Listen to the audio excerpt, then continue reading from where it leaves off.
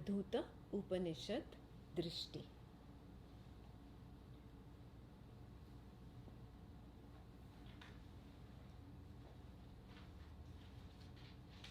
I have done in a very light manner before discussing the four ashramas: Brahmacharya ashram, Grahastha ashram, Vanaprastha ashram and Sannyasa ashram.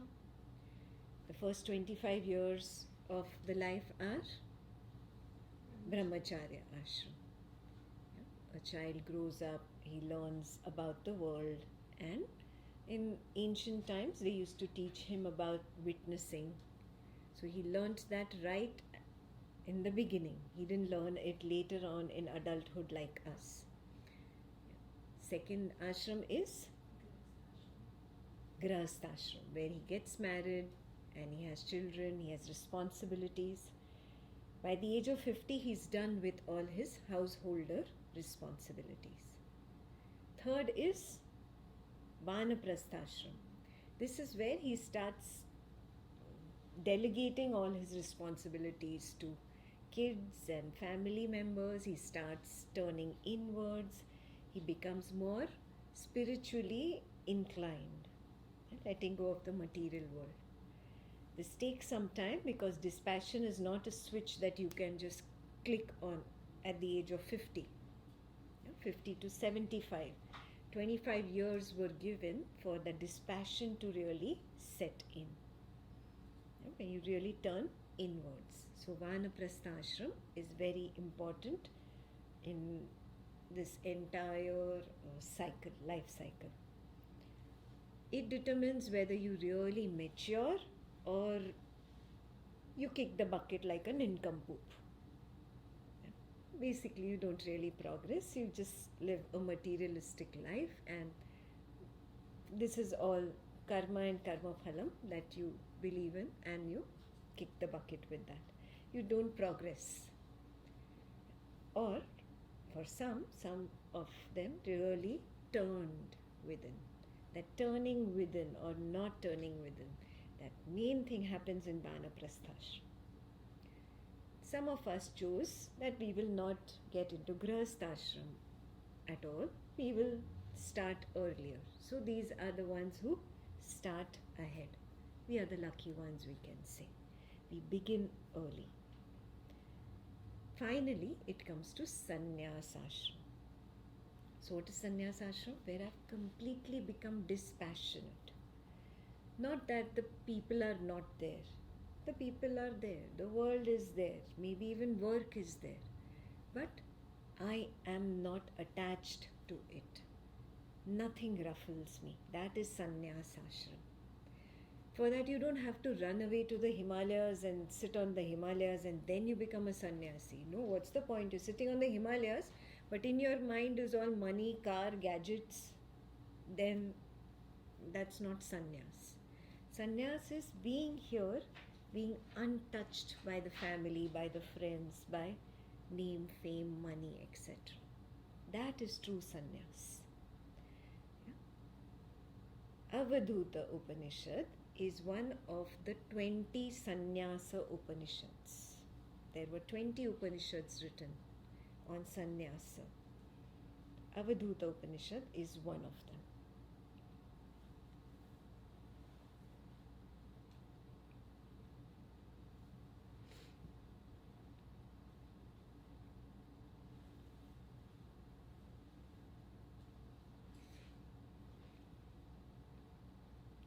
That is why the title has that. It's a direct seeing of Avadhuta Upanishad on Sannyasa, renunciation. It's right in the title. Okay.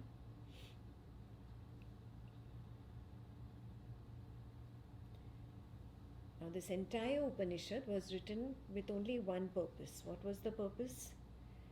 People who were misdirected on their particular religious and spiritual paths thought that I have to give up everything. I have to let go of everything.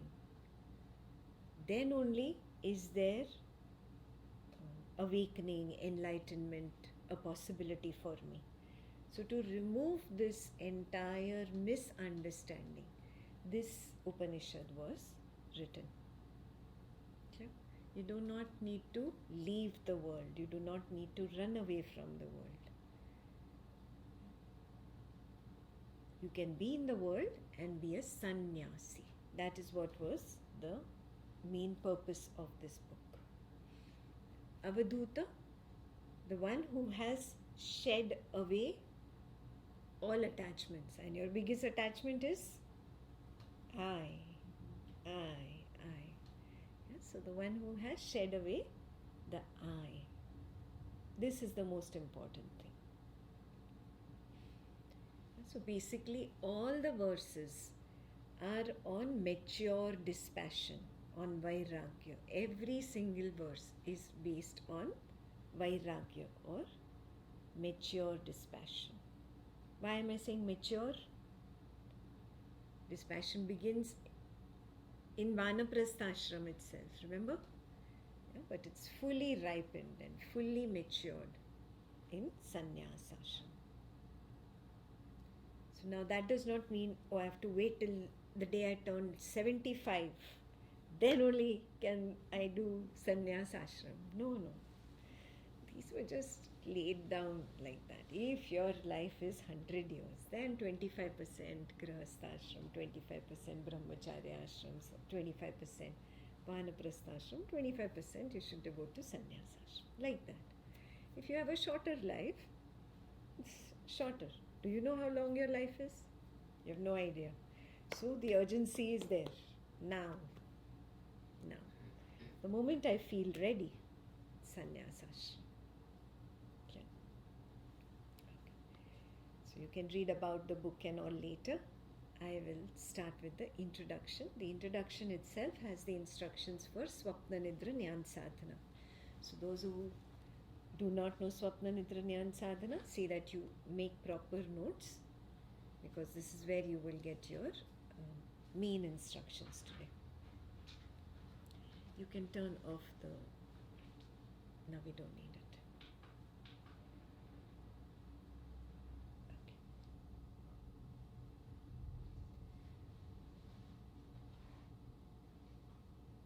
So I will read paragraph by paragraph and I'll give the additional instructions, especially to the people who have not even started Swapna Nidra Jnana Sadhana yet. Introduction. One can be a sannyasi or an avadhuta as and where one is. As and where one is means you do not need to run away to the Himalayas.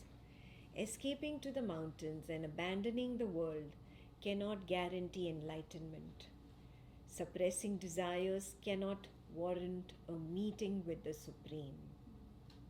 Starvation and self-torment beget not self-realization.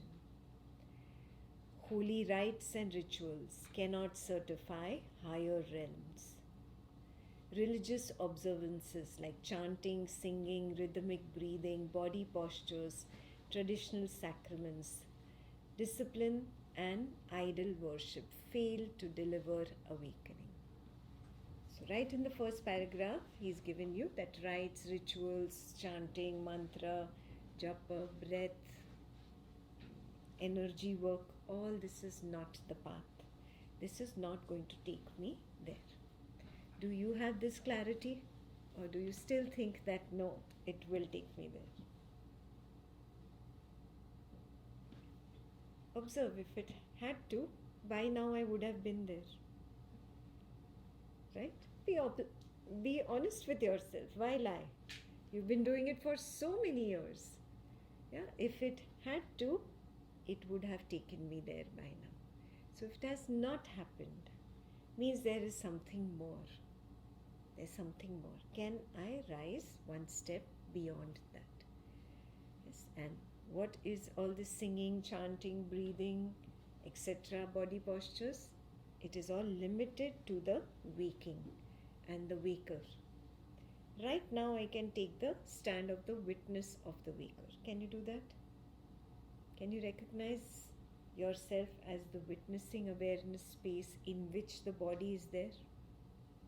Can you recognize that space does not end here? Can you find a border? Can you say you end here? Can you say you end here? Can you say you end here where the skin is? Don't you feel you're here? Yes? Don't you feel you're borderless? That is the witnessing awareness space. In that witnessing awareness space, suddenly you recognize the body. Do you recognize it? When I say the body, you feel all heavy and consolidated, solidified. When I start talking about the knowledge, if I'm talking something else, this heavy feeling is gone. Do you recognize that? 2 minutes ago, it was not there when I was not talking about the body. When I was talking about the 4 ashramas, were you feeling the body like this? So do you recognize the arising of the body comes, it peaks and it disappears? That is very important to see. Everything is a wave. Everything is an arising. The feeling of the body is a wave. It's an arising. It appears, it disappears. Suddenly thought comes. That is also an arising. It appears, it disappears. If I chant a mantra, that is also an arising. It appears, peaks, it disappears. If I take a particular body posture, I feel the body posture, and suddenly I'm still in the posture, I don't feel it anymore. Have you realized that?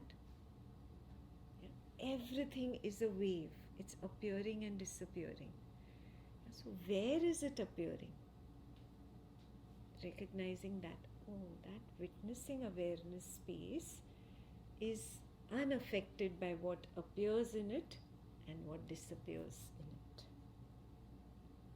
it. That is the key. So whether I go to a pilgrimage, or I climb the mountains, I go to the Himalayas and meditate, or I sit at home, it's all the same. Everything is a wave that appears, disappears, appears, disappears, appears, disappears. All rites, rituals, thousands of rites and rituals I did. What happened? They appeared, they disappeared. Now I only feel money wasted, time wasted. This recognition is very important. Coming to that point where I am the witnessing awareness space is the first step. So it's the first step in Samadhi also, and first step in your Swapna Nidra Jnana Sadhana as well. See that you make notes. Please don't tell me, oh, you didn't give me the instructions. That's the first step. Very important. So if the body appears and disappears, it's a natural arising. Thoughts appear and disappear, it's a natural arising. Feelings appear and disappear, it's a natural arising. Sannyasa or renunciation of that which I am attached to, that is also a natural arising. It's a natural arising. Naturally, it occurred to me, I shouldn't be so attached to this. This only delivers dukkha to me. When I'm so attached to this family member, there is only pain and suffering. When I'm so attached to money, name, fame, and I do not achieve it, attain it, there is only dukkha. When I'm attached to this should be the way things should be, and this should not be how they should be. This is right, that is wrong. When I'm attached to these beliefs, that only delivers dukkha. Everything is only a natural arising. Can I just observe everything as an arising? That is what the second paragraph will take us to. Direct seeing reveals that renunciation is a natural happening, not a doing. The I cannot renounce itself. A thief pretending to be a police officer will never catch the thief. Do you see this? Thief pretending to be a police officer will never catch the thief. The thief must be overcome by slumber to be caught. Only in the light of self-awareness can the thief I repose in the silence, spontaneously revealing the conscious, luminous void of the higher self. Means what? You sit in samadhi, you recognize the body is a natural arising. It appears, it disappears. I come to a point, my eyes are closed, I'm sitting, but I don't feel the body. How many of you realize that in samadhi? Fantastic. That's the first milestone of samadhi, bodilessness. The same thing happens in Swapna Nidra Jnana Sadhana. The waker lies down in bed. What happens? It's turning right, left. I have to pull the blanket. No, I have to push it away. This is a cozy spot. That is a cozy spot. Move, move, move, move, move. A moment comes where waker is gone. No movement, no heartbeat, no pulse. I still am, but the body is not. How many of you realize that bodilessness? Fantastic. Yeah, that same bodilessness happens in samadhi as the first milestone. It happens in Swapna Nidra Jnana Sadhana. At the end of waking, when the waker disappears. Thoughts are still going on. Have you realized that? The waker's body has disappeared, but the thoughts are still going on. Here, there, up, down. So, I still am, but the body is not. What's the second milestone? What will happen now? Thoughtlessness. The thoughts disappear. So, how many of you got to thoughtlessness in samadhi? Fantastic. Those who have not gotten there, please write it down. Second milestone, thoughtlessness. I have still not gotten there. Maybe if I sit longer, I can get there. Okay. Sit longer. You're not sitting longer with any mantra, any japa, any name, any breath. No. Simply witnessing. I am the witness of the body. That's it. Stay as the witness, stay, stay, stay, stay, stay. Boof, the body disappears. First milestone attained. And then, after a little bit, the thoughts and feelings disappear. Second milestone attained.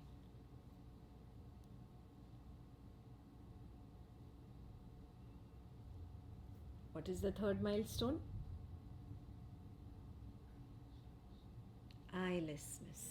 The eye collapses. What is the eye? That which was the witness all this while, that which knew that the body disappeared, that which knew that thoughts were there a moment ago, but they are not there now. That witnessing awareness space, that is the I.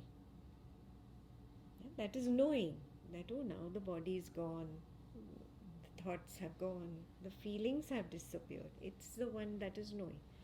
And a moment comes when even that disappears. That is the third milestone of samadhi. Okay? The same thing happens in Swapna Nidra Jnana Sadhana.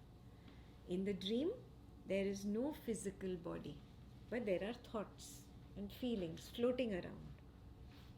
What happens after the last dream disappears? There's a sense of being there, that is knowing the nothingness for a little bit, and then that is also gone. Do you recognize that? If not that, then I have to recognize that. That is the collapse of the I. I have not recognized that yet. So that is the thief I that we are talking about in this paragraph. I will read that paragraph again. First, become very clear. What is the collapse of the I? So do you recognize this, that you see it in both Samadhi and Swapna Nidra Jnana Sadhana? Yeah. Same. Bodilessness, thoughtlessness, and finally eyelessness.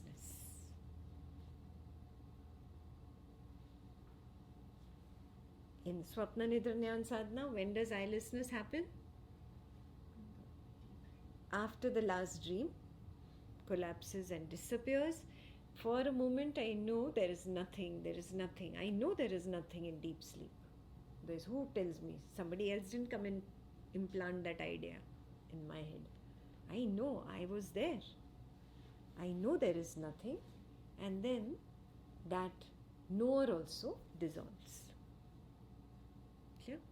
So those who have not gotten there, this is your only goal for the entire 10 days. Nothing else is discussed in this book. This is it, the last step. Yeah? The highest step, the final step. Yeah. I just wanted to clarify thoughtlessness. Thoughtlessness, you said both thoughts and feelings should disappear. Correct. Feeling is also just a thought. Yeah. We'll come to that. In the last notes I have written that vicharas can come, the vasana drops. Even a point will come, even the vichara will drop. No? What is the meaning of the dream collapses? Dream came of its own accord. I could not bring up the dream. I can only say I like the dream or I dislike the dream. I'm afraid of the dream or I'm enjoying the dream. But that dream content came up of its own accord, right? That was the flow, the vichara. It comes of its own accord. Yes.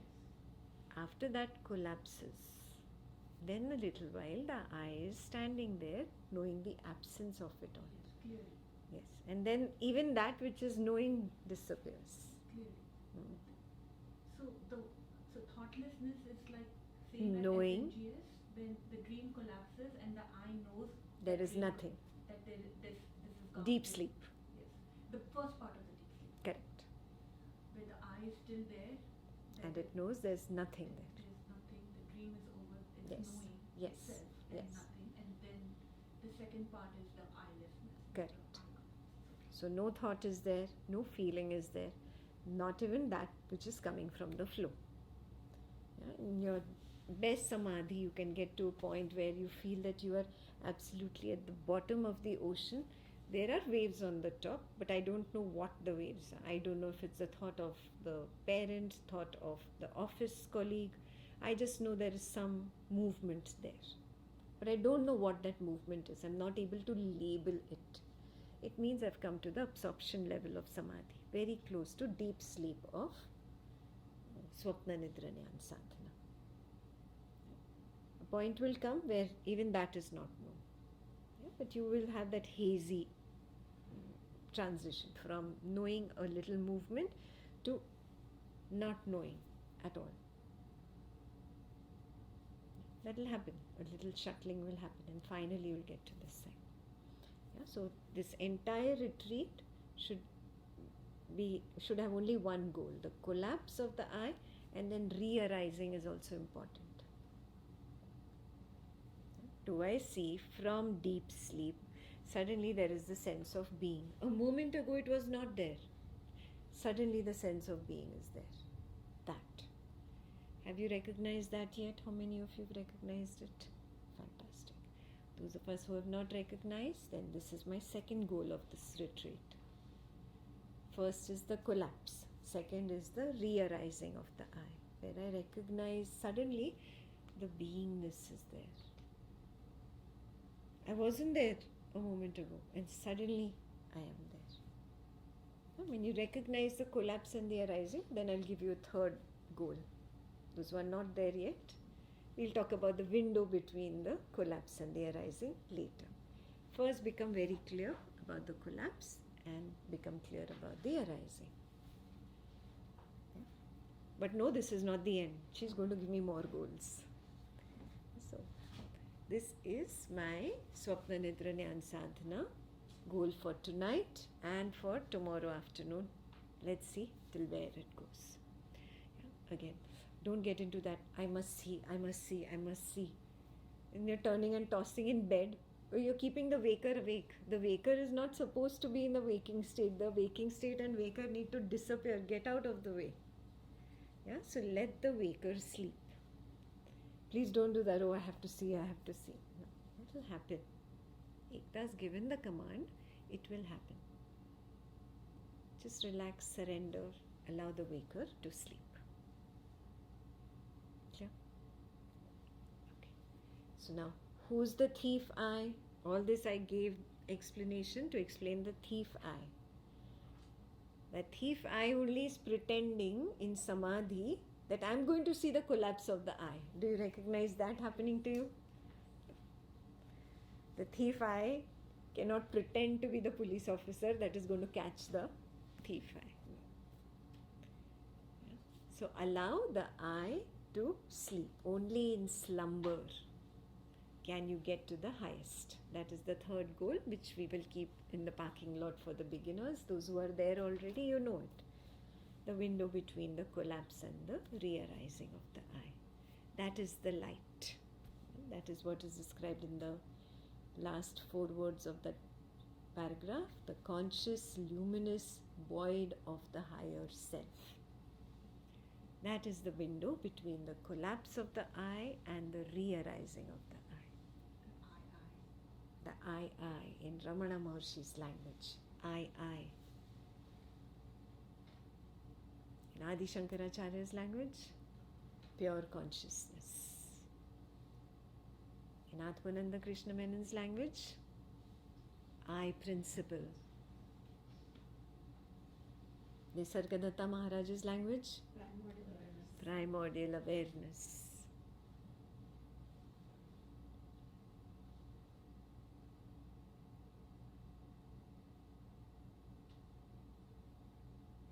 When he refers to the absolute, it's beyond primordial awareness. Yes, it is beyond. It is the totality, Brahman, the vast.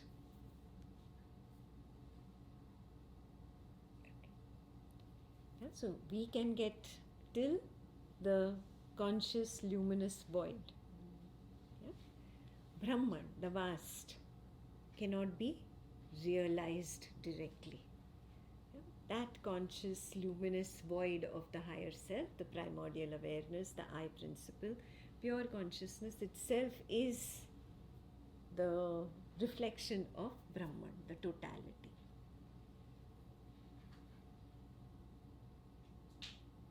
Clear? So the goal is there right here in the introduction, first page. Be very careful. The thief eye will pretend to be the police officer who wants to see the collapse of the eye and the rearising of the eye. Put down as a warning. When in the night it bothers you, have to stay awake to see it. No, you don't have to stay awake. The waker must get out of the way. It will happen. Clear? So those who have not been able to do Swapna Nidra Jnana Sadhana at home, this is the mistake you were making. Yeah, the I was seeking. You cannot seek. Same thing in Samadhi. You come to that beautiful, vast void after the thought disappeared, the last thought disappeared. Now you're seeking. When will the I collapse? When will the I collapse? No, you're creating a thought. Do you recognize that? You've come to thoughtlessness and now you are creating the thought of seeking without words. It's not a verbal thought. Yeah, so not to seek, simply rest in that thoughtlessness. That is the most important part. Most important part. Simply be. Think of yourself like an ice cube and its only job is to now melt away. The ice cube cannot try to see itself melt. Yeah? That is what you all were trying earlier back at home. That's why Swapna Nidra Jnana Sadhana was not happening. It must just melt away. Very clear? Yeah. Coming to the third paragraph. Recognizing the higher self mandates that the totality be observed and comprehended well. Waking is only a minor part of the totality. Dream and sleep mask the unseen essence that requires non-dismissive unveiling. Non-dismissive unveiling, very important words. I cannot say, oh, dream and deep sleep, I don't care. Only waking is reality.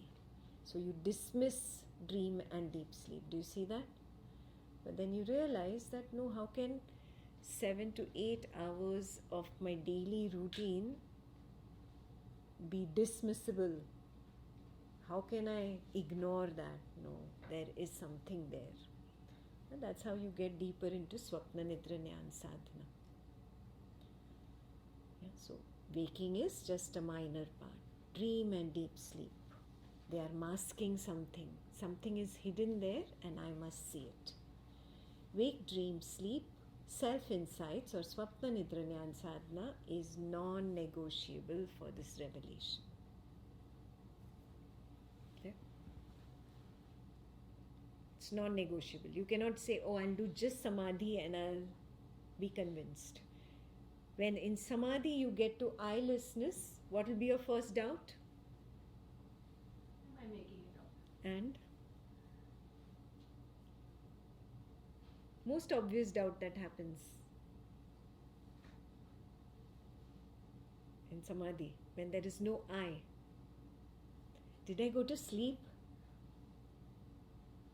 That's why you have to see it in your wake, dream, sleep exploration, where you're actually sleeping and you still recognize it.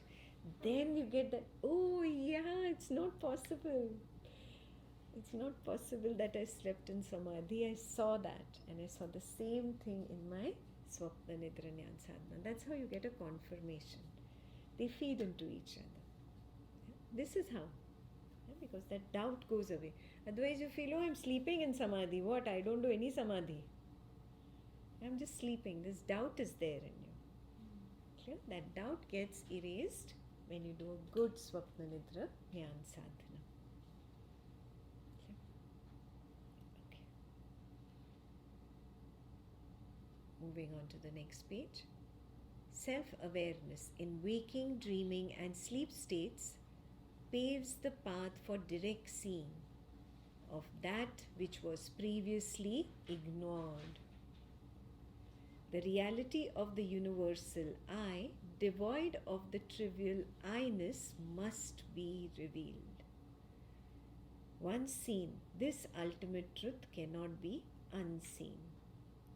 The bridges to ignorance are torched by the flame of keen discernment or viveka.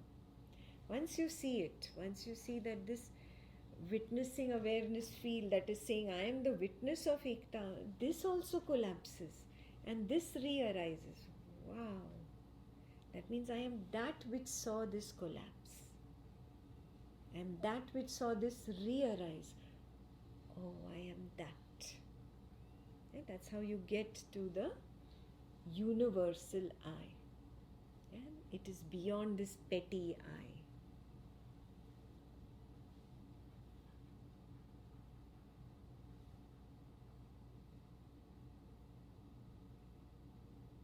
Very important to get there. That is your third goal. Those who are beginners, you don't need to take the third goal for tonight. Tonight just focus, let me see either the collapse of the I or the arising. One of them, at least let one of them happen. Third goal is the window between the collapse and the arising, which is this real I.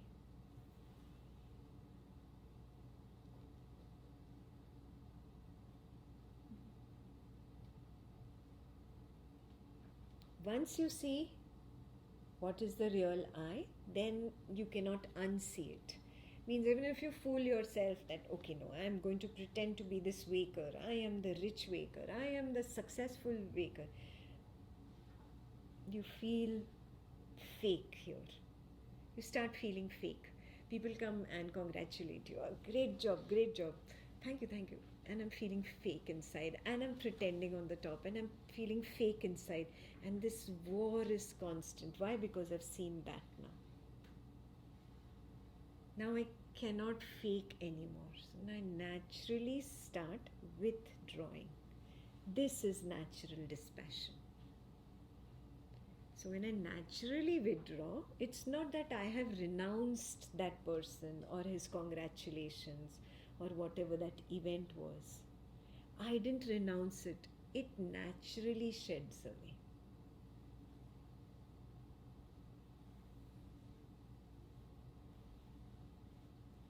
Do you see this? You don't make a choice that I will not pretend.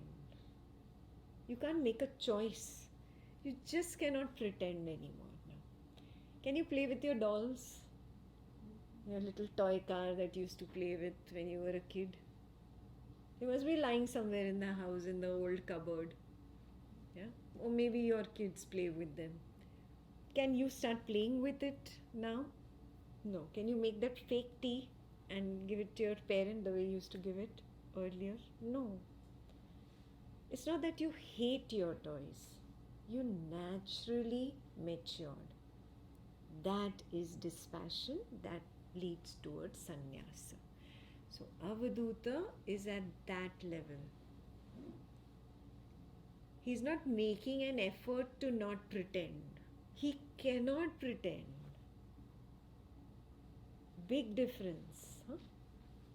Big difference. He cannot pretend. He feels fake. Somebody comes and wishes him happy birthday. Even to say thank you feels fake because there is nothing like the birthday. How can the real I be born? How can the real I die? He feels everything is fake. Don't you realize that sometimes with your family you're doing things and you're feeling fake? You're feeling as if you're not there. The body is there, but you are not there. How many of you realize what I'm saying? That fake feeling. That is that natural dispassion already taking roots within you. Notice that.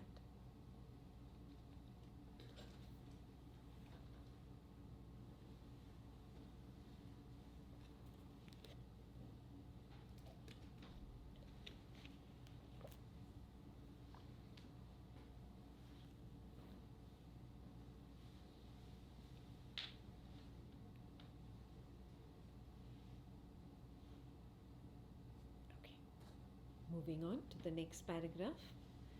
Knowing the three states of wake, dream, sleep opens the doorway to the fourth or Turiya. The Avadhuta is the rare one who masters witnessing the three states and realizes himself as the fourth. He recognizes that the journey does not end here. There is a beyond. Those who are beginning their Swapna Nidra Jnana Sadhana today, first, right here recognize I am the witness of the waker. Can you recognize that here? If you're making notes, can you see the hand is moving, the pen is moving, the body is sitting in a particular posture? But I am the witnessing awareness space that is observing this appear and disappear. Similarly, a thought is arising, the head is nodding, a feeling comes up of approval, of disagreement. Can you observe that appear and disappear? Right here you are the knower of the waking. Is that clear? The first one. Similarly, if you keep practicing throughout the evening now, when the waker lies down to rest in the night, what will happen? The same witnessing will continue into the dream. And when a dream scene projects, suddenly you will know, I am dreaming. You will not become the dream character lost in the dream world. You will recognize I am dreaming. And what will happen when you recognize I'm dreaming? Dream ends. The dream collapses, the dream ceases. You recognize you are still there after the dream has disappeared. Very important to recognize. You are still there. Same witness was there in the waking. That same witness is here in the dream. And the next dream has not yet come up. So there's nothingness, nothing. This is the first part of deep sleep. When Mama asked you, what is there in deep sleep? What did you say? Nothing. This is what you were talking about. The nothing. Yeah, so that means I am still there. So now you're the knower of the deep sleep. Do you recognize you're the same knower? Yes, this should be your SNGS command tonight. May I recognize that I am the common knower of the waking, dream and deep sleep.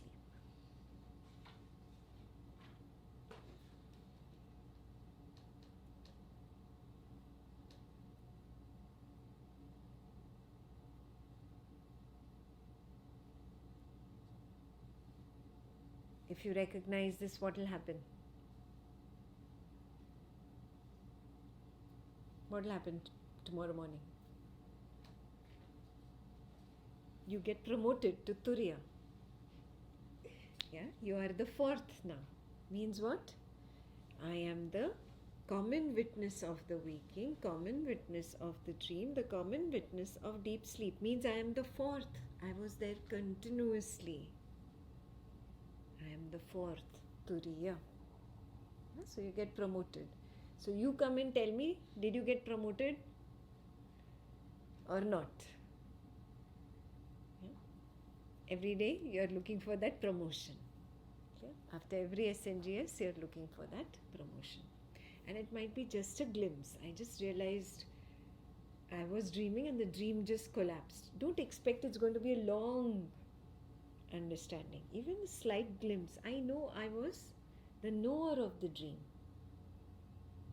That's good enough. And then I knew that I was the knower of the gap, the nothingness, the absence. That is the knower of the deep sleep. It was for a tiny bit, but I recognized. Good, there, you got promoted. And it's a self-promotion. Ekta cannot come and give me a confirmation, right? Only you know. So become very clear.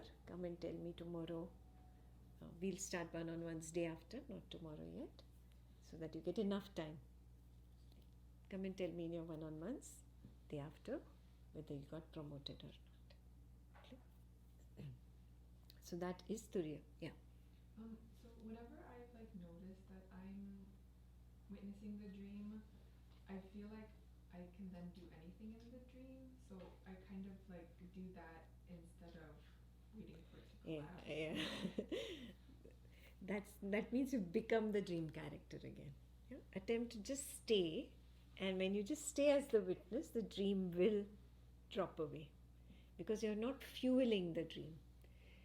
The moment you said that I can do anything in the dream, you're again pretending to be the dream character. You're enjoying it, of course. Yeah. So I'm not saying don't enjoy. Enjoy. A point will come where you'll feel, oh, this is also futile. Come to it naturally. Enjoy. But attempt to see that there was a little glimpse where I recognized I was the witness of the dream. I was not the dream character that was enjoying the dream. Yeah? In a nightmare, what happens? You're afraid in the dream. You don't want to be afraid, right? But still you get carried away. It's not you want to be afraid, really. You have believed that you are the waker. That is why you believe that you are the dream character. It's a belief. All Ekta is doing is telling you, no, it's a belief. There is a possibility. You have it, the potential in you to recognize that this is a false belief. Slowly, the false belief drops away. Then I recognize only a body arising. Then I recognize only a speech arising. Then I recognize only a sight arising. And I don't connect them together and say this is the body, speech and sight and touch and smell of Ekta. I don't say that anymore. Now I see only speech. I don't see body. I don't say I am speaking anymore. I recognize there is speech happening. I recognize there is the movement of the hand. I recognize there is the explanation of the wisdom naturally flowing. I do not claim it to be my explanation anymore now. Do you see that? So the mindness goes away, the doership goes away, the experiencership, I am experiencing this goes away. So whether it is pleasantness, so be it. It's got nothing to do with me. It's an arising that appears and disappears. I am not experiencing pleasantness. Now comes the most important part. When there's unpleasantness, I am not experiencing unpleasantness. There. That's bullseye. That's how you get out of suffering. But to get there, I had to get through all these paths. Do you see that? You can't say, no, I'll take only that last part. I want to enjoy the rest of the pleasantness. Is it possible? No. You give me only the heads of the coin, keep the tails. Is that possible? No. It's all or none. Clear? So this is where the wisdom takes you. Then no suffering touches you. Okay, the body is unwell. It's unwell, okay. The body is unwell. I am not hurting. Just an arising. There is some suffering in the family happening. There is an unpleasantness happening. I am not suffering. That's how you come to the most important point where you get stuck in life. Dukkha. Suffering. So, it's a step-by-step process. We'll get there step by step. Start with witnessing. Get established there. Erase that wrong idea that I am Eva. I am the witness of Eva. I don't have to announce it to others in this world. I should be constantly aware I am here. For the purposes of the world, Eva will say I am Eva. But you are recognizing I am the witness who is recognizing a speech wave that is saying I am Eva. Is that clear? I am the witness of the speech. So now you're really graduating higher. You're moving higher. And you don't get caught up in the misery here.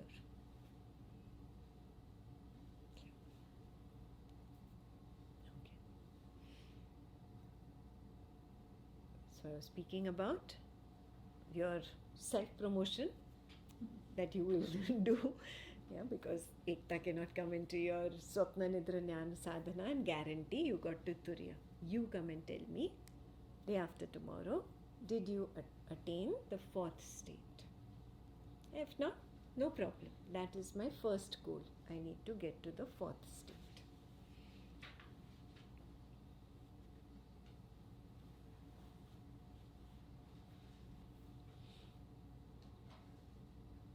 Now we have seniors in this class who have already got into the fourth state.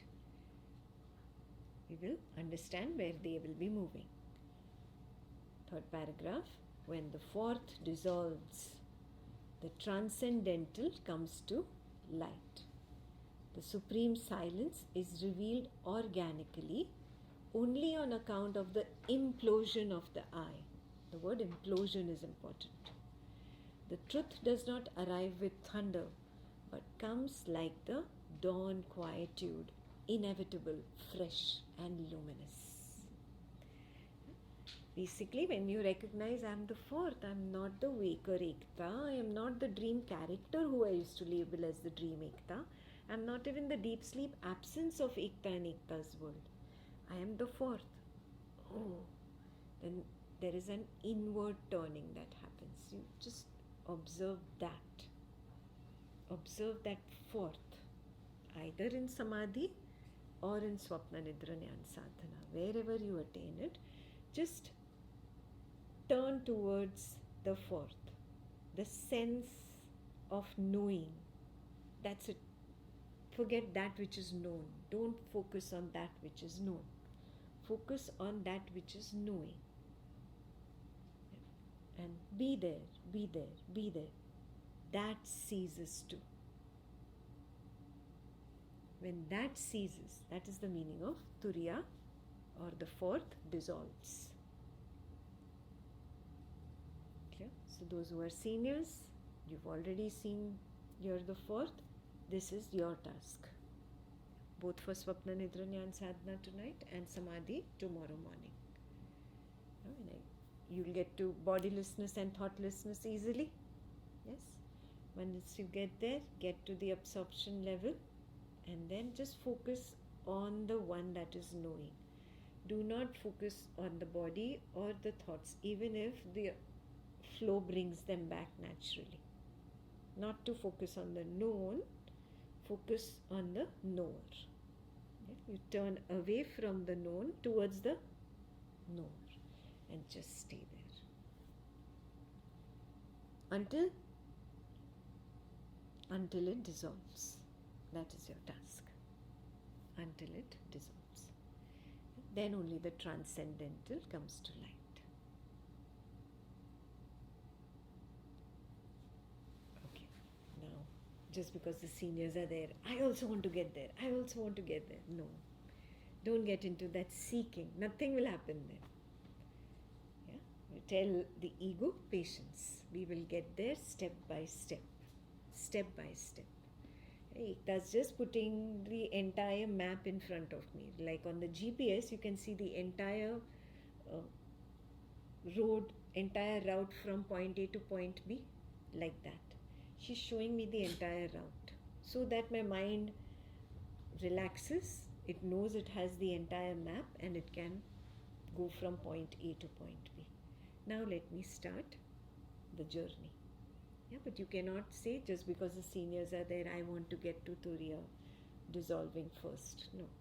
You will have to get there organically, naturally. Clear? It cannot happen forcefully. It cannot happen with desire.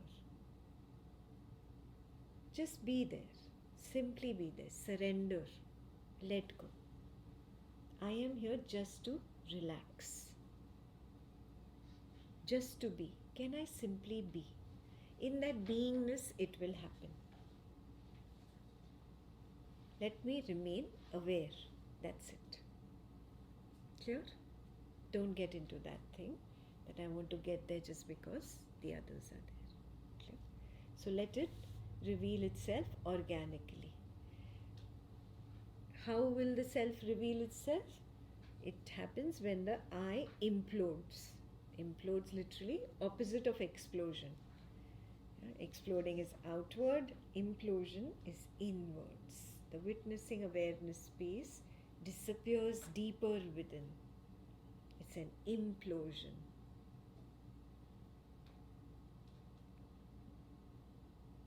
So same as in the deep sleep when the eye collapses, it Yeah. will feel like the same, Yeah. as if the petals have closed itself to go to sleep. Yes. Yes. Like that. Very gentle. It's a very gentle Yeah, implosion. very gentle. But inwards, it's not outwards. So do not expect it's going to arrive with blue light, yellow light. I'm going to know, aha, this is the self. No. Some chanting, some holy mantras are going to happen. Nothing like that is going to happen. These were all cute children's stories which were really taken too far by the adults. Yeah. So become very clear that it happens very silently. Just like the dawn. The dawn just breaks and it's so beautiful. Like that, quietly. Okay? So do not expect some thunderous light and sound show. No show. Okay? That is why also you get into a doubt. Oh, there was no show. How did I get there? Okay. Only when there is no show do you know you truly have gotten there. Yeah, otherwise it's all mind manufactured. Okay. Okay. So it will exactly be like the deep sleep. Yes. In Samadhi, it's just like the deep sleep, and you realize, wow, who knew that the I imploded? Wow. How did I become so aware? Otherwise, you have as if injected yourself with an anesthetic that I am going to sleep. So the I also sleeps and it's not aware at all. But there is a recognition, a special recognition that happens here when this false I implodes, the real I knows that this imploded. It's heightened awareness. Yet you're asleep. Yeah, that's why it's called Jagrit Sushupti. Awakened sleep.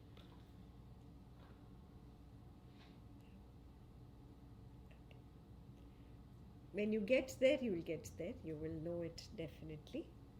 Just taking all your expectations, your false expectations away, it's not going to be a light and sound show. So the fake I animates itself using the power of that higher I. I'm just using the words I. Yeah. Then how is this higher I not always in control and aware? It is, no, everything is born out of it only.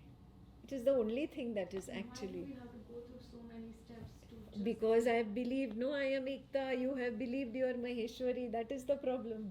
The problem is the conditioning. And then I have so much attachment with this.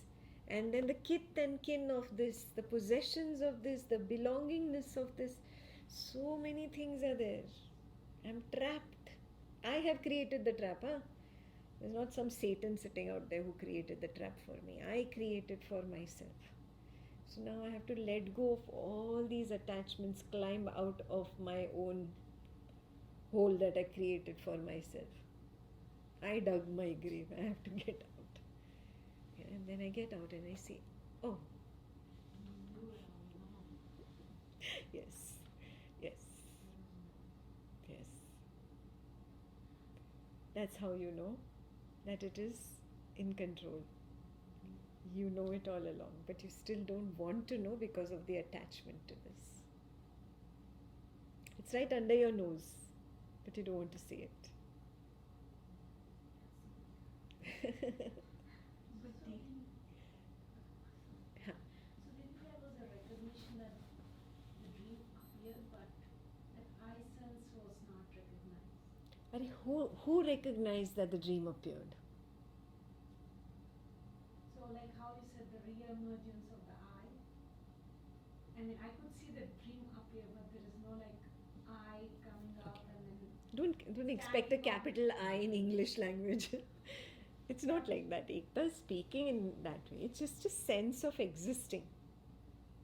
What's the name of the body? I forgot. Pallavi. Beyond Pallavi, there is the sense of existing. Can you feel that right now? Just होने का एहसास, not मैं हूँ. That life, alive. हाँ, that alive feeling, that is the witnessing awareness. This is there even in the dream. There's an alive feeling there also. It's also there in the deep sleep. That is what is knowing there is nothing. A moment comes when this alive feeling disappears. And suddenly it appears. Has it ever happened that that alive feeling came back, but there was no dream yet? Just that alive feeling and nothing was there. And then soon a dream came up. Or you suddenly woke up from nothing. Has happened? Yes. That. Then you know the arising. And also there was like recognition of like the dream disappeared and then there was nothing. Huh, yes. Then you know it. That I think I'm not able to understand the sense of being and then that gap and also. Oh, okay. Because so much has been covered and you've seen so much. Go step by step. You do one command at a time. Do I recognize this much? Then you do the second command. Do I recognize this much? Then do I recognize this much? And soon you will come to all 100. Oh, I recognize all 100. Yeah, one at a time. Then write down about it. That is why journaling is important. So when you come here in the morning, you write about that only. And then you write, haven't I seen this before? Yes, I had seen this before. I was just not aware that this is described in these words. Then you write about that one. Then you correlate all the things. And you say, oh yes, I can really see this. I have seen this so many times. Fantastic. Just one point. I am the common witness between the waking and the dream. So I've seen multiple times the transition from to the waking. It happened like multiple times, but waker dissolving into like deep sleep is something. Not directly deep sleep, no? Or like. Don't you recognize waker is turning, Yes. pulling the blanket, and suddenly I can recognize the thoughts are there. Then you recognize there's only thought and this is not there. That means you've gone to the dream. Also That is the dream. Some of us are verbal dreamers, some of us are visual dreamers, some of us are a mixture of both. You could be verbal. That's So there are only thoughts, and then there's no body. That. So you've recognized it. Do one command at a time, and relate all the times that you have seen this. Write down whatever you can. Like that, page by page, you can go on writing essays, and then you will know, wow, I see. I truly see. If you don't journal, you will not remember. Why?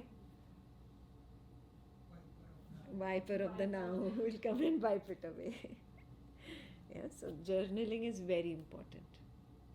Okay? Okay. So I'll just finish that last paragraph on that page. How does the Avadhuta get there? Where does he begin his journey? What helps him see? The Avadhuta begins right where you are, amidst Maya. Yeah, so he's not special. People think, oh, he's special, he's enlightened, he's liberated. No. Where did he begin? Where you are. Yeah, so, very beautifully written Upanishad. It wipes away all the doubts and all the concerns that a layman could come up with, trying to say, oh, I am not as good as the Avadhuta. How can I get liberated? How can I reach there? Yeah. So the entire Upanishad follows on that line. This introduction is just telling you that.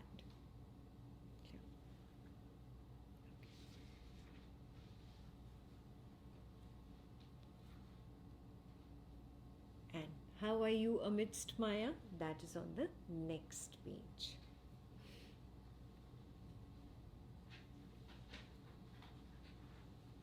Now you check, does this happen to you or not? Maya haunts the waking, dreaming and sleeping states in the form of a constant underlying current. Now the current will be explained ahead. To dodge the inner turbulence, the eye transitions from one projection to another incessantly. The current follows relentlessly and unceasingly. There is some current following. Do you recognize the restlessness, constant restlessness? It's explained in the next paragraph. An itch arises in the body. Attention is drawn to its resolution. The itch barely subsides, a stressful feeling arises.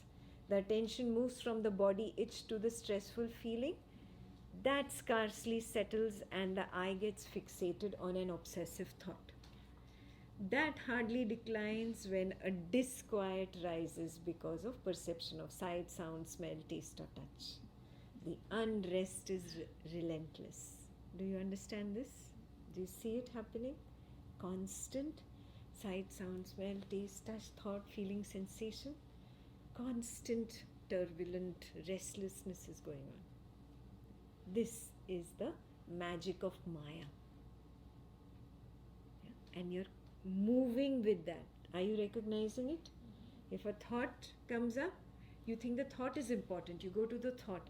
A feeling comes up, you jump from the thought to the feeling. An itch appears in the body, you jump to the itch.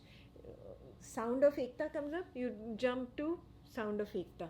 Suddenly sight of the neighbor comes up, you've forgotten all knowledge. Sight of the neighbor, there you jump. Do you see this constantly happening? This is the design of Maya. Have you understood this design? This is why you get stressed. In short, this is stress. If you keep following all day, if you keep jumping, what is going to happen? You're going to be stressed.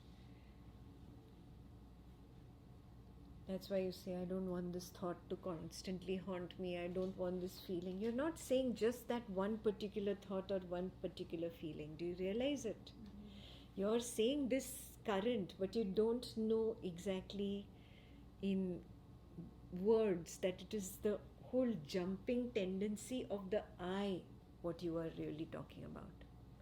You think you're talking about one particular thought. It's not one particular thought. It's not one particular story. It's at a quieter, deeper level below the surface. It is called the seeking tendency of the I.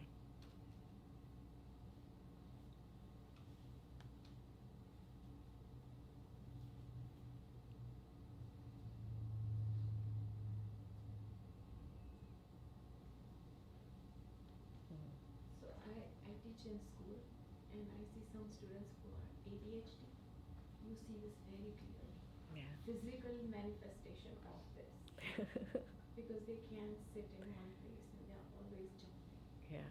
And I can reflect back and say, oh, this is happening not at physical level but At the inside. mental level, yeah. And then they get very exhausted also. Yeah. You also get mentally exhausted, Yes. no? You can see it. Beautiful. And learn from her experience. This is the design of Maya. Now, can I defeat this design? That is the way to get out of suffering. There is no other shortcut. You cannot say, no, I want that one little thing, one pleasant feeling out of these 10 things. I don't want the itch and the unpleasant thought and the unpleasant sight, but I want this pleasant feeling. Can I do that? Can I pick and choose from this? No. The entire design, the whole thing comes or none of it comes. So you have to gather the courage to give up the pleasant along with the unpleasant. That is true renunciation, born of natural maturity. You will never be able to suppress yourself. Have you realized that? Yes. You suppress yourself. You say, no, I am going to be the strong one now. I am going to push this away. Once, twice, thrice you push it away. Fourth time it comes at you like the tsunami wave. With vengeance. Yeah, with vengeance. Yeah? No, you cannot. Yeah? So don't try suppression, don't try forcefulness.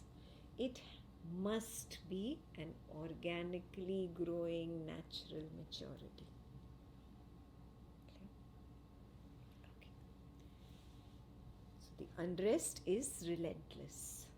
Maya shadows the waking state ceaselessly.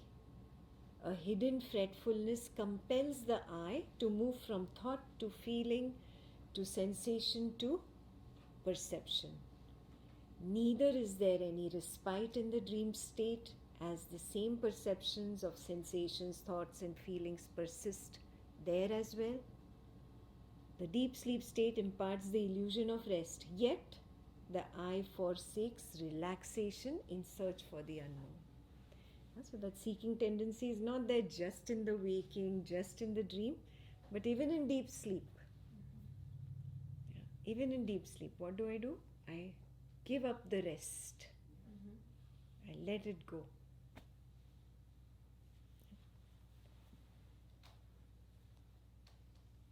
A moment of respite seems unattainable.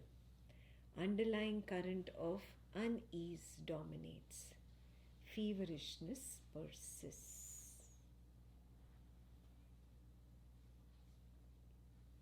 Yeah, so that last paragraph described that it's not just in the waking, it's also in dream and it's also in deep sleep. What does that tell me? It belongs to Dhuta. Yeah. Means I have to go beyond the waking, dream and deep sleep. I am not going to find my solution here. Very important. Yeah. Earlier when we were on the Advaitam path, the religious path, when we were doing mantra, chanting, breathing, body postures, pilgrimages, rites, rituals, etc., we were expecting the waking only to give me the solution. Do you recognize it? Could it do it? Did I get a solution here? No. So it's not possible even in the dream, because the dream is a replica of the waking. Same perception, sensation, thoughts, feelings are there in the dream. And deep sleep, I am ready to forsake it at a drop of a hat, yeah, for some pleasure. So it cannot be found in wake, dream and sleep. I must transcend to something beyond.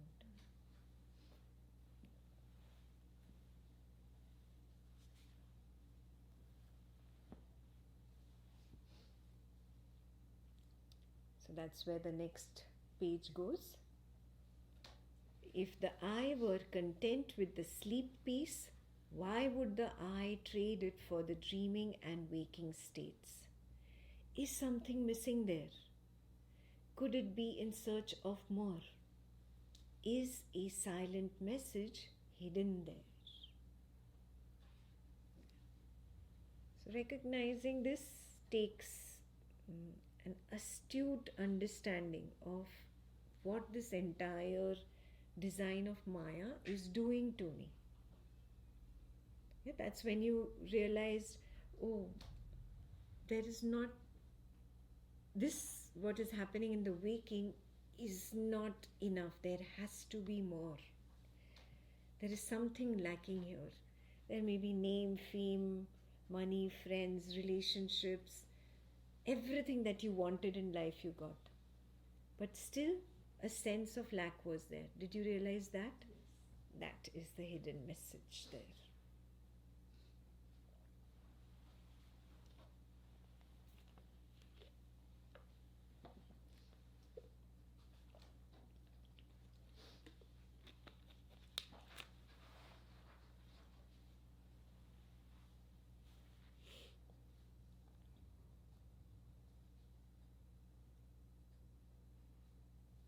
The hidden message is not loud and clear. It's in whispers. It's very quiet. Yeah? It requires only somebody with viveka to recognize it. Yeah? What is viveka? The power to discern. Yeah? When I can discern between that which is reality and that which is illusion, my viveka has blossomed. If I don't have viveka, I will not be able to see that silent message. So how many of you really thank your viveka quality for showing it to you? Yeah, it revealed it to me. Okay, I have that. This little quality of mine gives me the proof that I have the potential to see. Viveka is like a little bud. Now it's my job to allow it to completely blossom. When it is fully blossomed, then only it gets to vairagya, dispassion. If it does not fully blossom, it cannot get to natural vairagya. Very important. You cannot say, okay, I see these 3-4 things, I am good, I have reached there. No. You must never be content with a few insights here and there. No. Excuse me. A few insights cannot suffice.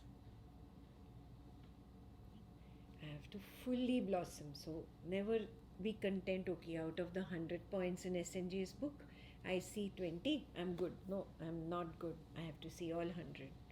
After I finish all 100, is that sufficient? No, there is a second book. Second SNG's book, which is beyond the veil of deep sleep. It's a higher level now. So now I need to see those 100 also. I cannot say, oh, I don't see these 3-4, I'm going to be satisfied. No. How can I not see it? What is it that is blocking me from seeing it? Only you can do that investigation, right? Some attachment it will be. Either it will be a greed, rago, greed, or lust, in other words, a craving. All this falls under rago. Or it will be a dosha, which is there will be ill will, hatred, some kind of negativity, something that I am nurturing. Or it will be moho, some delusion, some deluded belief. I am this. There, downfall begins. Didi, so I've started the book too, but it is so poetic. पता नहीं command कैसे लूँ? Okay, then you just put it in simple words, no? If it is poetic. It is so poetic. पता नहीं, some of the thing has 3 commands. One at a time. Yeah, मतलब One. maybe in the October retreat you can do the book to SNGS. It's a beginner's retreat, right? You have only beginners there, right? That will be too high for the beginners. It's too high for the beginners. This can be a separate retreat beyond the veil of deep sleep. Next year maybe we'll do it. Yeah. But like so that it can be simplified, like the whole book can be like, okay, so I know what command to take, what to write. Because usi mein I get lost. But then if you want an SNGS retreat, it has to be a venue like this where everybody has a separate room. You cannot be sharing rooms. Does it have to be 10 days or 4 days में हो जाए? क्या होगा? तू बता ना होगा. 3 days you take to settle down. Look at you, even right now I'm speaking about this knowledge. How many times did you visit home and come back, office, friends? Do you recognize how the mind is going out? So 10 days is better. Then I'll be able to finish all 100.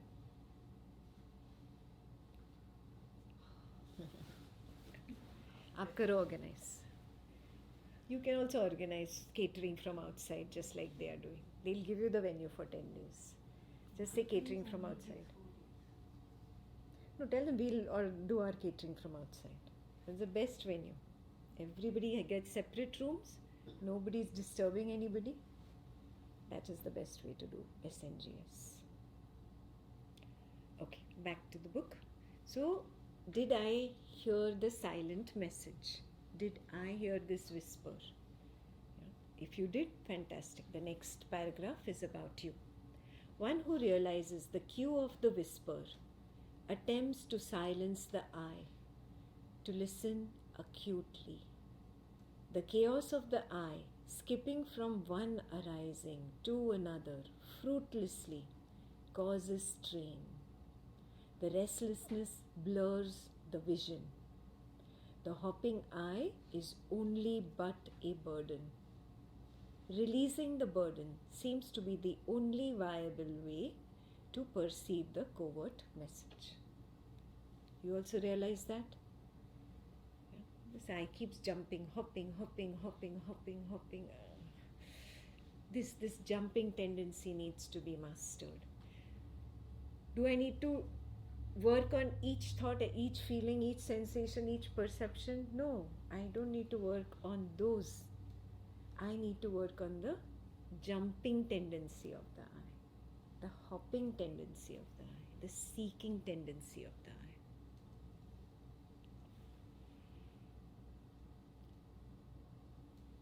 Some means total. Unburdening oneself by silencing the I is nyasa. In Sanskrit, when some joins nyasa, the M assimilates into the following N and the sound becomes sannyasa. Just in case you were learning how to pronounce it. Though some is total, when you say sannyasa, there is no M in it. Yeah, you don't say samnyasa, you say sannyasa. Sannyasa means relinquishing all burdens by getting the I out of the way. The realizer of the silent whispers must complete the prerequisite of relinquishing all burdens. One cannot selectively retain some, as their turmoil will conceal the hint. You cannot say, I will keep a few seeking tendencies of the I. I like this perception and I like that feeling. But this sight, sound, smell, this all needs to go. This thought needs to go. No, I cannot keep some and throw away some. I'll have to unburden totally, completely.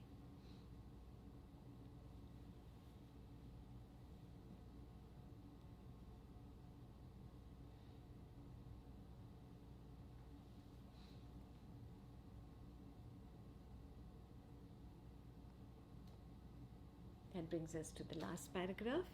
The one who silences the I and realizes the higher self is a sannyasi. Sannyasa is total renunciation of noise to make ample room for the perception of the silent whispers from the beyond. Are you a sannyasi? Are you ready to release the burden? That's the question for you.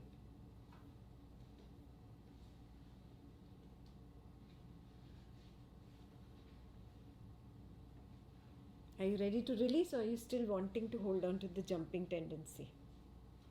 You love the jumping tendency. How many of you really love it? Tired, exhausted. Yes. If you're mature, naturally you would say, I'm done with it. But if you're still a 20-something, you love the jumping tendency of the eye. And then I say, okay, 20-something, go out into the world, enjoy some more. Come back after 10, 15 years. We are here. We are here. We are waiting for you. Yeah? So don't get into this thing that it must happen now. No. It's okay if you still have that desire to go out and enjoy. Go out and enjoy. And recognize there is nothing like enjoyment. Anything I put my hands into, I burn. Anything I put my hand into, I burn. It looks like flowers, it looks like a bed of roses, but the moment I touch it, I burn. Till the time you don't burn a few times, you don't realize it's just a burden. Okay?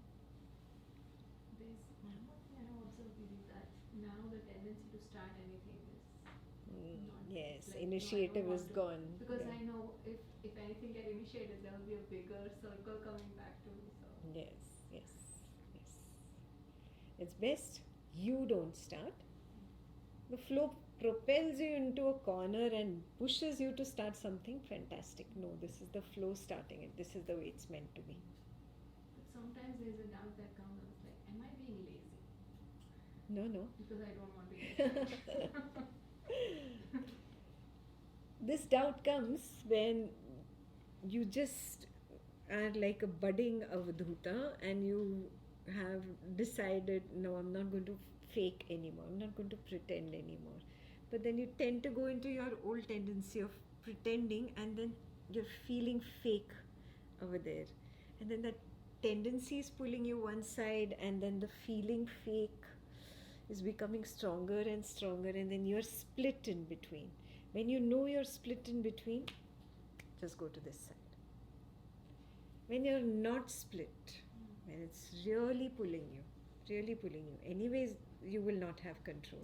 It's like a tsunami wave, it's going to take you with it. You will come back with guilt.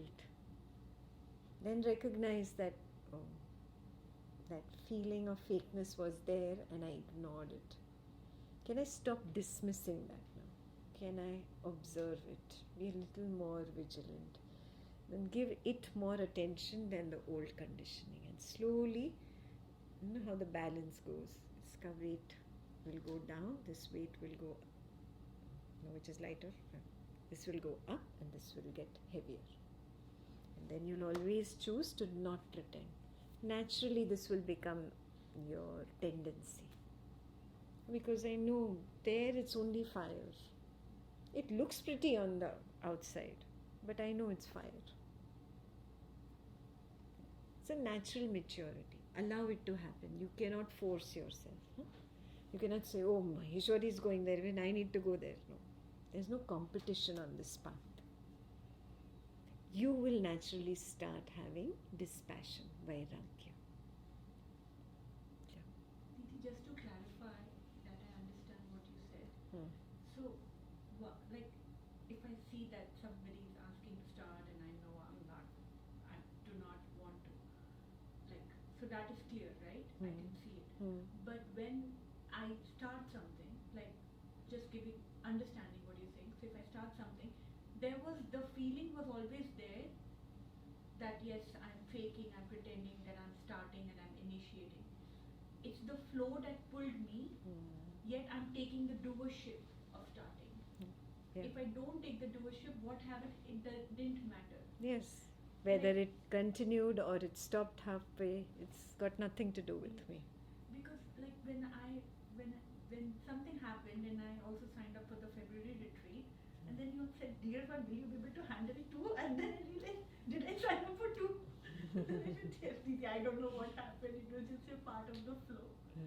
But that thing doesn't come. The doubt doesn't come. In the flow, yeah. In the flow, it doesn't come. It just happens. Something happens. Some email was sent. Some email was responded.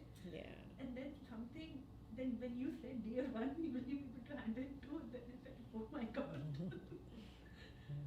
So that is the Yes, thing. that is the flow. That is Yeah. the flow. Yeah, good.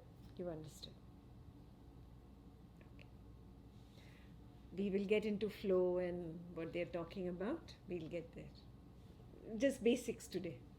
Basics of Swapna Nidra Jnana Sadhana for the beginners. Okay. So we'll come to the last page of introduction. How does one cast off the burden? It is not that the I must abandon what it is clinging to dearly. That would be self-denial. Not a forced suppression, but an unconditioned casting aside of the I, rather than of its cherished attachments, is sannyasa. It should be unconditioned. That is the key word there. What is conditioning? What is conditioning? Habit patterns, what I have believed, anything related to the waking state and the waker in it is conditioning. When I go through a conditioned response, I will try to suppress a desire, I will try to push away something which is an aversion. Yeah, that is conditioning.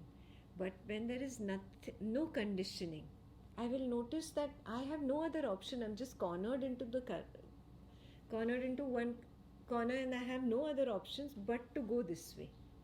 So it means then naturally it is an unconditioned casting aside of the I. It is happening. Yeah. So how many of you recognize that yes, when that happened to me, it was like karma cornering me and it just happened through me. I didn't start it. How many of you recognize? Superb. So you know what is non-doership. Yeah, that was your unconditioned response. It was an unconditioned casting aside of the I.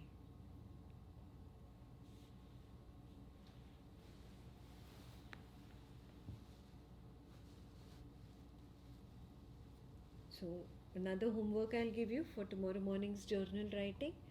When, at what other times, open your journal now. Journal. In the morning you're going to journal in your journal, right? So in the Samadhi side, not in the SNGS side, write the question. What other times can I remember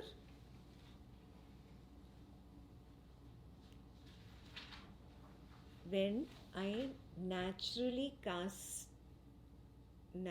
casted aside the I, or set aside the I, and just went with the flow? What other times can you remember? Write it down for yourself.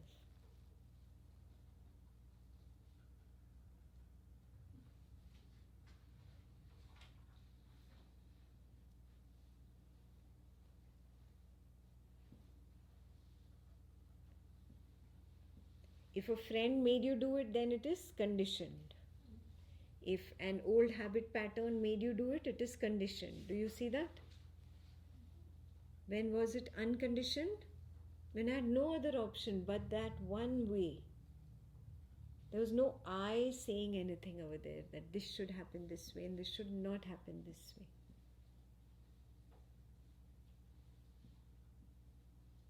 That is sannyasa. So you will see that you already have little bit of trinklets and ripples and bubbles of sannyasa already happening in you. Basically, whenever you went with the flow. Yeah, that is the meaning of casting aside the I. Clear? The question is very clear. Yeah. So tomorrow morning, mind is fresh. That's when you sit and journal this, when you can remember. Oh, I've done this naturally. It's just going with the flow happened in that particular incident, in that particular situation, with that particular family member. Yeah, so these are little sprouts of sannyasa where the I was not there. It was just happening through this medium. Clear? What I'm saying is very clear. Sannyasa. That is sannyasa.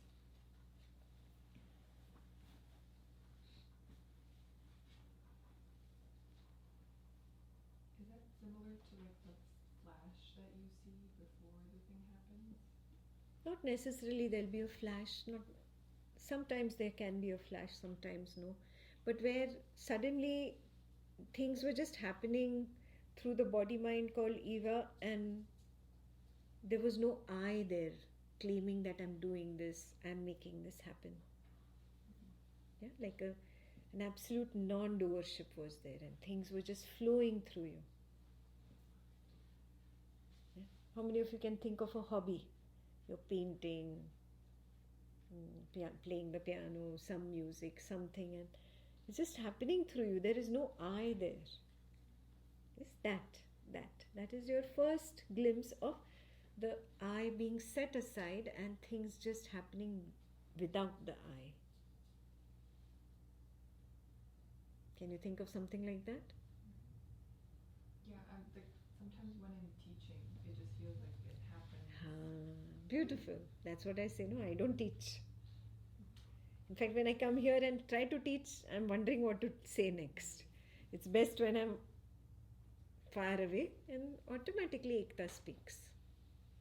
When I try to interfere, something wrong might happen. It's better I stay away.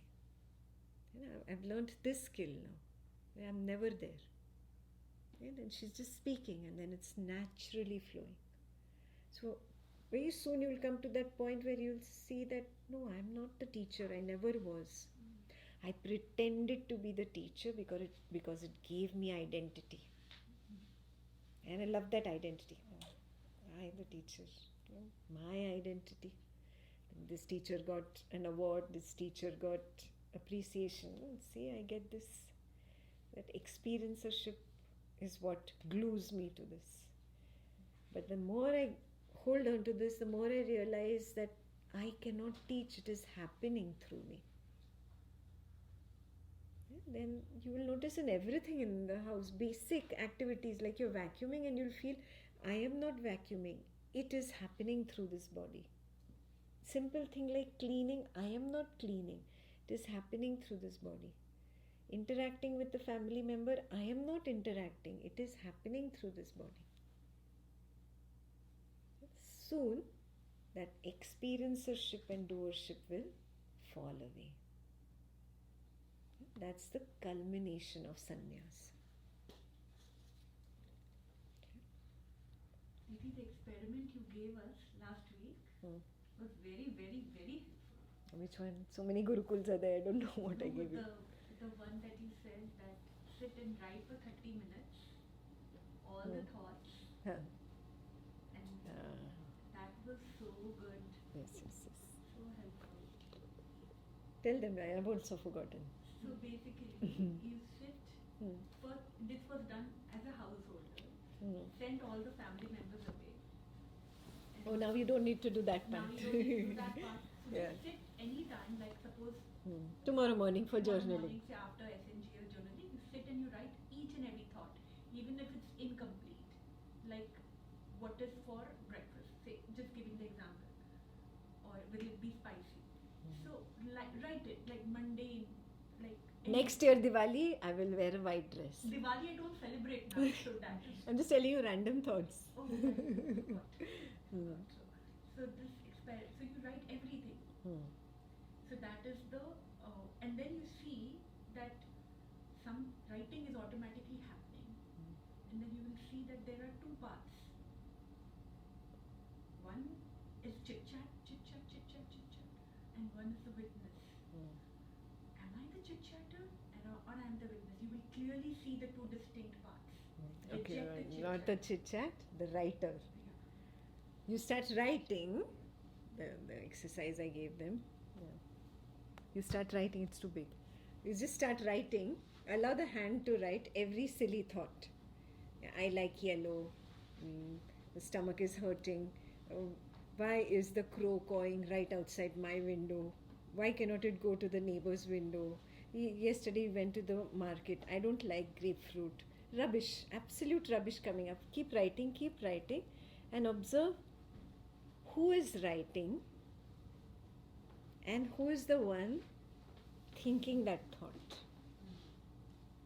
Who is writing and who's actually chit-chatting or saying that thought. From where did the thought come and who's the one who's writing. You will know the witness is writing. Because I'm not the one who is saying that nonsense. I like pink. I don't like blue. I didn't even know after I like pink, I don't like blue is going to come. I didn't know. So when you keep writing, you will see the witness is writing and it's the chit-chatter, the mind that is talking. So do this exercise. That's what I gave them in Gurukul this week. Do that exercise and see. Then you will understand you are not the doer. You can get there so quickly. Then you said to walk and interact with family members. There's no interaction for you here. Interaction here, but say go out and then you see that still there will be some thoughts coming in. There may be some chit-chatting happening, but hold on to the witness part. Yes. And then see some actions will automatically happen. Like maybe you will decide something like cooking, but say the body goes to the restroom. Then you see the non-doership in action Yes. and non-experiencership. So and then You're a Gurukul level, no? and then They are beginners. So you'll come to that point where this will percolate into all your activities, basically. Recognizing the knower. Basically, it was an exercise to see who is the doer and who is the knower. That's it. and it even percolated in the SNGs Beautiful. every day. Like it's just this is the ultimate exercise. So do it however silly it sounds to you. Just do it tomorrow morning and see. Figure out who's the doer and who's the witness. Yeah? Who's the knower. Okay. We'll move ahead in the book. Last page. How does one cast off the burden? It is not that the I must abandon what it is clinging to dearly. That would be self-denial. Not a forced suppression, but an unconditioned casting aside of the I, rather than of its cherished attachments, is sannyasa. Do this exercise, this will become very clear. The surrender of the I is not a deliberate effort, nor a self-abandonment.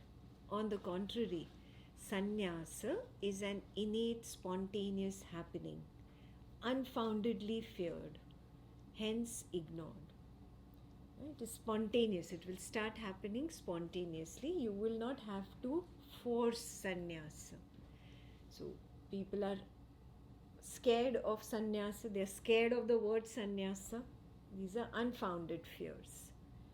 You don't need to be fearful of it. It happens naturally. So let it go. Its organic naturalness is realized by uncovering where from does the I arise and where to does it subside. So how do you know the sannyasa started happening? It has started blossoming in me. How do I know? I see the collapse of the I and I see the re-arising of the I. What did it collapse into? What did it arise from? That is the key here.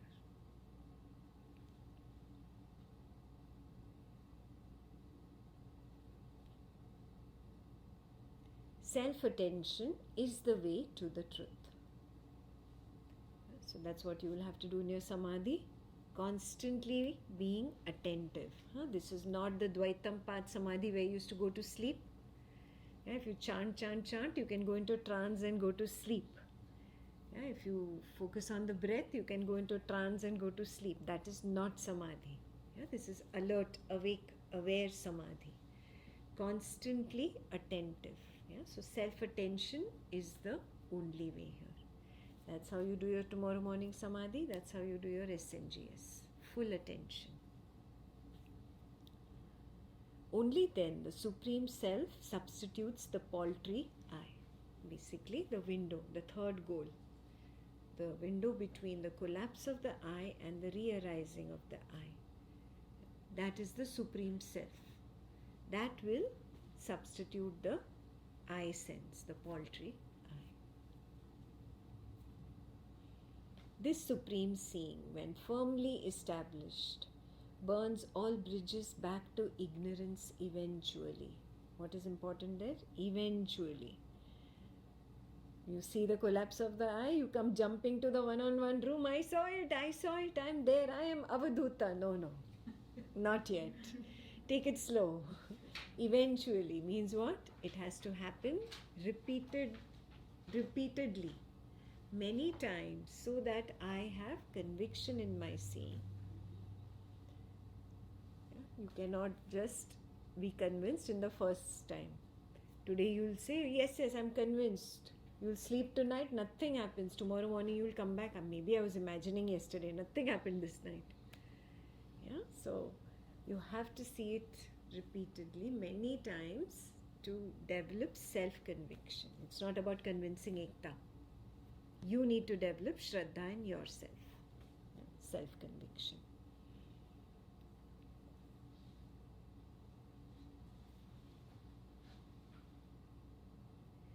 The final burning is sannyasa. Final burning, when you see it several times, then you burn all the bridges back to ignorance. That final burning is sannyasa. One who zealously allows the burning of all bridges is a sannyasi or an avadhuta. Okay. One must quit seeking shortcuts. Warning. Last paragraph is a warning. Don't seek shortcuts, as there is nothing to be wary of on the path of sannyasa. One must not keep oneself bereft of the Supreme. Honor your own worth. The only way to the transcendental is through the complete shedding of the I, sannyasa.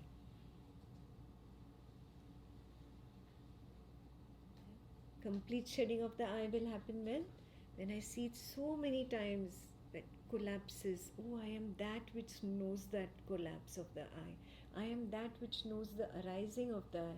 Oh, it has arisen in me only. Oh, now I know you. So now that pure consciousness plus the witness consciousness plus the deep sleep plus the dream plus the waking all become one. That is the final step. Open-eyed, I can recognize right here the pure consciousness. In that I recognize the witness consciousness. In that I recognize Ekta sitting like this. When suddenly a dreamy thought comes, there I recognize the dream state. When I recognize woof, a blankness, that's the deep sleep. All happening here now in one singleness. No twos. There is no two here. It's like the same ocean in which there is a wave, there is a bubble, there is this little ripple, there is foam. They all seem like different shapes and sizes, but they are all H2, like that. Clear?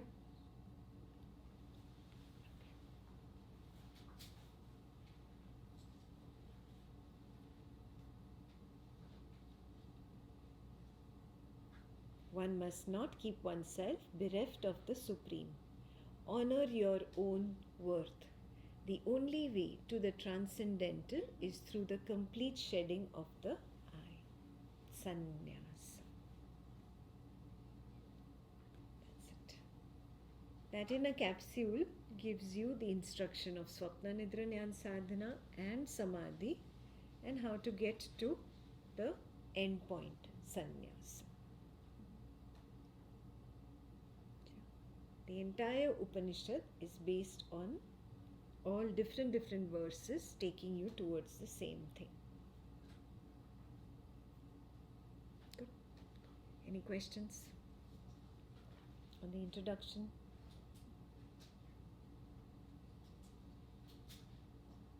First time I understood the meaning of the word sannyasa. Like when I was growing up, I heard it so loosely that just leaving the family is sannyasa. Yeah. The word. Now it's such a relief to know that what is, and I see it now. It's already happening. Like today when I was leaving, the daughter was crying, and then the tears came in mother's eyes, and then the the thought came, hold on to the unconcerned part. And like I told her like I'm feeling fake, and then she said I'm feeling fake too. Oh wow, She said- she's matured now. She, you know, like Yeah. I'm feeling fake too. Like, we should not be crying. So sweet. They are so cute. Yeah, we try to like you just go and you just get it done with and just come and have fun. Amazing. But, How old is she now? She's 13. Amazing growth. Yeah. No, she's spiritual. She's like, I already have my thingy. Okay, it's all fun. It's all like this way. The whole world is fun. But the thing is like I actually was so relieved when I found that unconcerned part. And like when I was driving also, it felt like I'm seeing some reflection and then everything was happening in me. So all this is already like so many glimpses, like insights, all this keeps happening Yeah. brick by brick. This is Vanaprastha already happening. Yes, already started. So I didn't have to start. I thought I'll start Vanaprastha after 5 years. It's not in your hands. It's just a way of saying that divide your life cycle into 4 parts like Yeah. that. It's But just it's so relief. It is Yeah. such a relief to just hmm. hear this introduction that I don't have to do anything. Yes, and you don't have to leave your daughter. See, that is also already it is happening. Yeah. Like a part of me doesn't care. Hmm. Like when she called me, I did not even like it's okay, just manage. Nicely, I told her that Yeah. just manage. Now this is Mama's me time. So Good. so so I just told my husband, also just keep them all alive, and you also stay alive. so I mean, it's a part of me is unconcerned. Hmm. And it's okay. I just hold on to that part. Yeah. That is so. Everything else feels fake now, Yes. and I just call it out. Yes. Good. Okay. So if you have no more questions,